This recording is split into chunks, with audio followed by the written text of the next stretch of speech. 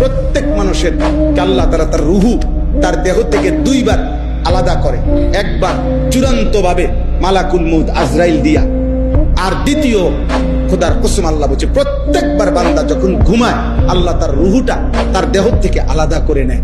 আল্লাহ নিজে বলছেন আমি চাইলেই আবার ফেরত দেই, আমি না চাইলে ফেরত দেই।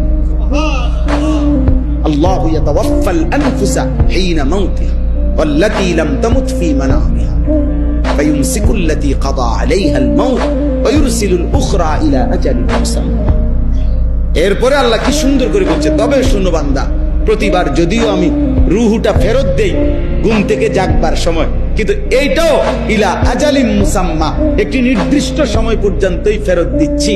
এই ফেরত দিলেও তুমি ধোকা খাইও না যে কোনোদিন আটকাবো না, না সত্যি সত্যি একদিন রুহুটা একবার নেব আজরাইল দিয়া, আর কোনোদিন ফেরত দেব না।